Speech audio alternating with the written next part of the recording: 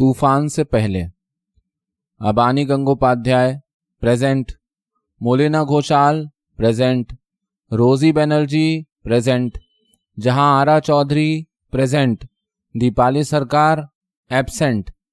Civics की lecturer Mrs Bose ने second year arts की हाजिरी लेते हुए रोजी बनर्जी और जहां आरा चौधरी के बराबर वाली तीसरी खाली कुर्सी पर नजर डाली। दीपाली फिर गायब है। उन्होंने कहा, देखिए करुणा दी। जहां आरा ने पल्लू मुंह पर रखकर खीखी करते हुए मसरूर हंसी छुपाने की कोशिश की। दीपाली बीमार है। तुमको कैसे मालूम? तुम तो उसके घर से इतनी दूर रहती हो। वो कल, मेरा मतलब है कल मुझे मालूम हुआ था कि बीमार पड़ गई है बेचारी। लड़कियों, मिसेस बोस ने क्लास को बड़े दुख से मुखातिब किया, फाइनल इम्तिहान सर पर हैं और तुम सब की सब होगी फेल। और रोजी, यस करुणा दी, तुम दोनों, तुम और दीपाली हर वक्त ड्रामे करने में जुटी रहती हो।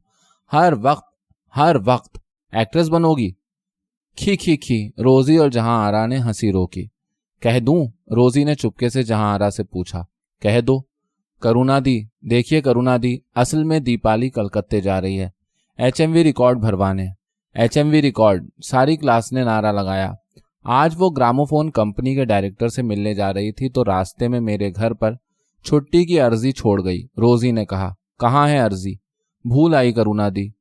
मिसेस बोस एक नेक दिल और शरीफ खातून थी। उन्होंने जरा झल्ला कर रोजी को घूरा और बाकी मांदा क्लास की हाजिरी लगाने के बाद फौरन अपना क्लासरूम वाला बेरंग लहजा इख्तियार करके सामने देखते हुए कहा, सफ़ा नंबर 218 खोलो। गवर्नमेंट ऑफ इंडिया एक्ट सन 1925। ओ हो। दीपाली की खुशी में करुणा दी, आज जल्दी छुट्टी, प्लीज प्लीज प्लीज। जाओ भागो, मुंह जली चुड़ैलें। आध घंटा पढ़ाने के बाद मिसेस बोस ने मसनूई गुस्से के साथ किताब जोर से बंद की। लड़कियां भद-भद करती कमरे से निकलकर बाहर घास पर बिखर गईं। रोजी और जहां आरा ने चाट खरीदी। अबानी ने करीब आकर चुपके से रोजी से कहा, फाटक पर कोई लड़का दीपाली को पूछ रहा है। वही? हाँ, मैं जाती हूँ। रोजी भागती हुई दूर फाटक पर पहुंची। नौजवान जो कल शाम दीपाली को साइकिल पर बिठाकर नवाबपुर ले गया था, इत्मीनान से दरख्त की आड़ में खड़ा पान चबा रहा था। करीब ही एक गाय घास पर बिखरे चाट के खाली दानों पर मुंह मारने में मसरूफ थी। दीपाली नहीं आई है, कोई पैगाम? हाँ, लड़के ने कहा। उससे कहना 19 तारीख की शाम को रेडियो स्टेशन की बरसाती में ठीक 7 बजे जरूर पहुंच जाए। और दूसरी बात यह कि वो जिस काम के लिए कल गई थी वो उम्मीद है 1-2 दिन में हो जाएगा। और कुछ? बस, नमस्कार। लड़का साइकिल के पैडल पर पांव मारता हुआ हवा हो गया। रोजी जो बेहद तेजी से दौड़ती फाटक पर आई थी, अब सर झुकाए सोच में डूबी वापस पहुंची, जहां बहुत सी लड़कियां इकट्ठी होकर किसी नई खबर पर जोर जोर से तबसरा कर रही थी।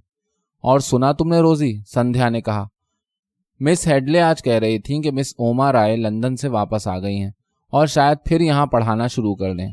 मारे गए, दीदी को उन्होंने पढ़ाया था। दीदी कहती हैं कि बस जान निकाल लेती थी। शक्ति ने कहा, हमारे तो भैया मजे हैं, हम तो इंटर के बाद घर बैठ जाएंगे, अब्बा ने हुक्म दे दिया है। जहां आरा ने कहा, तुम लोग अपने मरती रहो। तेरा तो, इसका जहां आरा का तो किसी दढ़ियल मौलवी से बिया होगा, जनाब मौलवी नौजीरुद्दीन अहमद साहब। मोटी मस्खरी रोमुला ने मुंह फाड़कर हा हा करते हुए कहा और चने फांकती रही। अरे हट भाग, तू खुद भाग। 6 मंजिला इमारत में 5वें पीरियड की घंटी बजी। चलो भाई, आ गया मिस ग्रीनफील्ड का घंटा, रोजी ने मुंह बनाकर कहा। दें। रोमुला मुंह टेढ़ा करके मिस ग्रीनफील्ड की नकल करते चने फांकती आगे आगे चलने लगी। उसके पीछे पीछे रोजी बनर्जी और जहां आरा चौधरी लड़कियों के गौल में शामिल होकर इमारत की समत रवाना हो गईं। उस वक्त जाड़ों की सुहानी धूप सारी जिंदगी पर बिखरी हुई थी। रफ्ता रफ्ता एडन गर्ल्स कॉलेज की बुलंद इमारत पढ़ाई की संजीदा खामोशी में डूब गईं, जिस तरह जहाज आहिस्ता आहिस्ता गहरे समुंदर में डूब जाता है। इन इमारतों के रोशन कमरों की दीवारों पर लगी बरतानिया के शाही खानदान और बंगाल के साबिक गवर्नरों की मुंजमिद आंखें चुपचाप सामने के मंजर को देखती रहीं, जहां भांत भांत के समाजी और इक्तिसादी पस मंजर से आई हुई कदीम बंगाल की नई बेटियां अपनी अपनी किताबों पर झुकी हुसूल इल्म में मुनहमिक थीं। और कौन कह सकता था कि बाहर बेकरां फिजा पुरानी जंगों की झनकार से गूंज रही है। ان جنگوں میں لڑنے والے جو زبانیں بولتے تھے وہ بھلا دی گئیں، وہ قومیں اور نسلیں ختم ہو چکیں، جن وجوہات پر اور جن مقاصد کے لیے وہ لڑائیاں لڑی گئیں وہ فراموش کر دیے گئے۔ پرانے فیصلوں پر نظر ثانی کرنے کی مہلت دنیا کو نہیں، لیکن بےکراں زندگی میں ہر آواز، ہر کرب اور وقت کا ہر عکس موجود ہے اور زندہ ہے اور باقی ہے۔ دفتن کالج پر پھیلا ہوا سناٹا اتنا گہرا ہو گیا کہ اسے بآسانی سنا جا سکتا تھا، طوفان سے پہلے چھا جانے والا سناٹا۔